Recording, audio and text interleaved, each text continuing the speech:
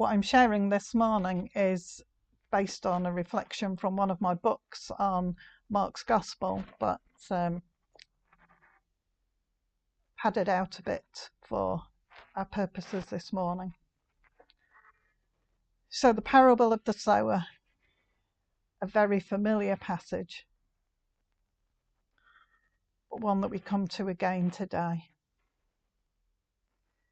We hear the words of Jesus to the people of his time, and we hear what that might say to us today. So today the talk is of sowing, a picture that many of us are familiar with. But I guess if you're not a farmer or a gardener, it might not make much sense. But Jesus reminds us about the familiar pattern. You walk along, you dip your hand in the bag of seed and you scatter it as you go. The seed goes everywhere, on the path, on the rocky ground, in the thorns, and some of it even made the soil. Each of those landings has predictable results. The birds sweep down to eat what they could, a nice free and easy meal. Some of the seed grew well, but without deep enough roots, so it soon withered away. Some were choked by the stronger, more established plants, and some of it grew healthy, strong and productive. All very usual, all part of the life of growing seeds. But Jesus is telling us something else in all this. What amazes me when I stop and think about it is that anyone bothers to sow seeds at all. It's such a risky and precarious business. We often have the conversation in our household about what seeds have disappeared or haven't grown and what plants have withered up and died.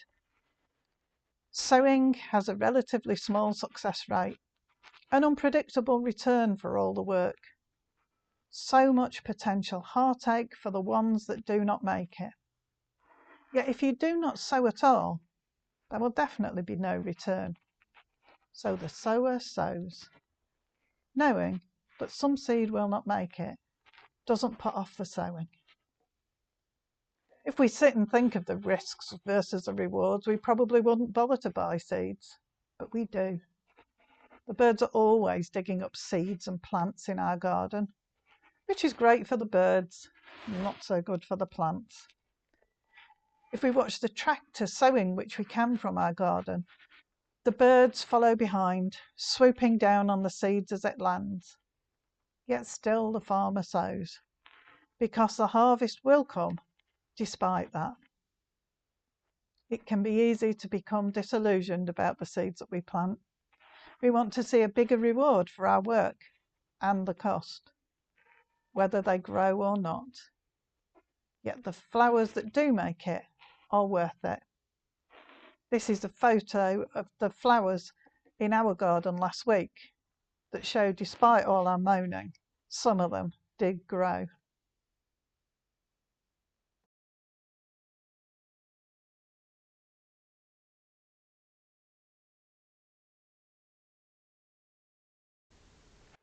But this cautionary tale that Jesus brings us is about more than gardening or mass horticulture.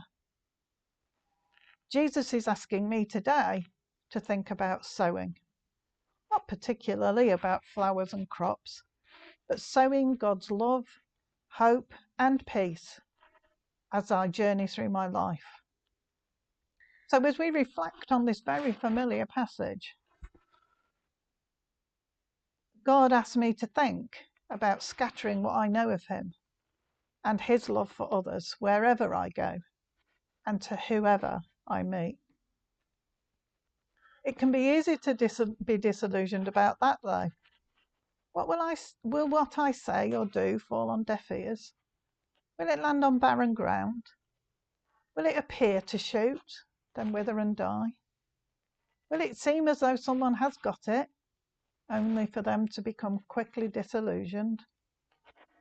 Will they just not notice what I'm doing or saying, or not be bothered?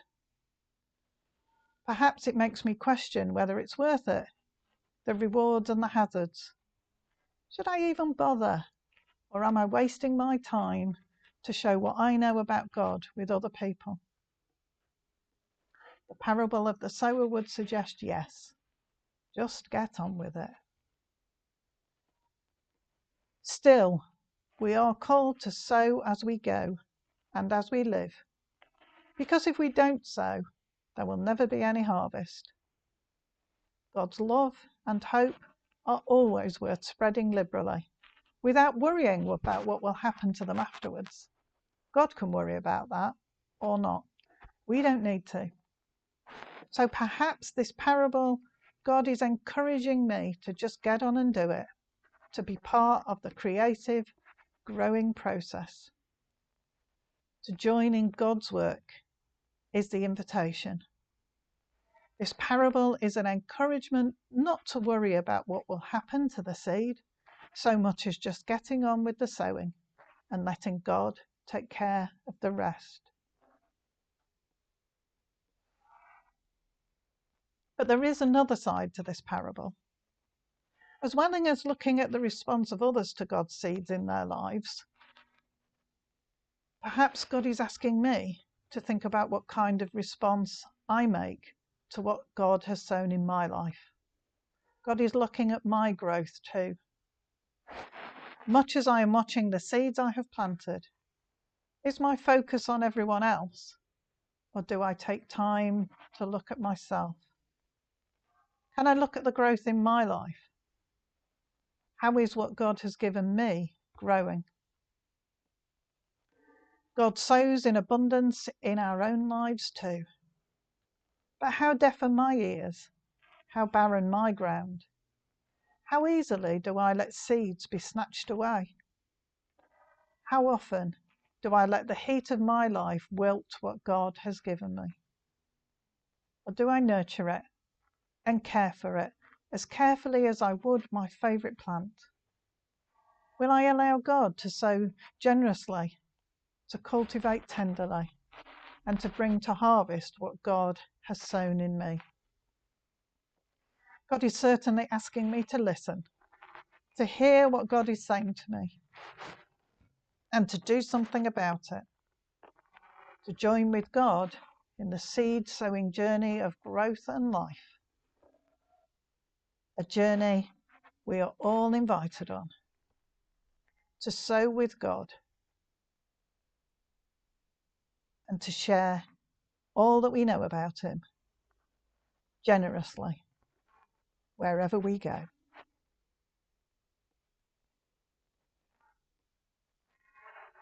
Lord, seeds are such precarious things, a risk of not knowing what will happen, but such a blessing when they grow.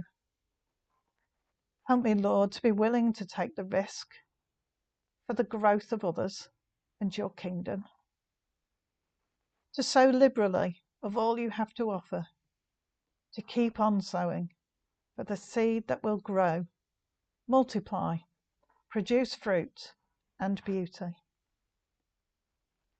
But as I do so, may I also keep an eye on the seed in my own life and how they are growing, and tend them with you. Amen.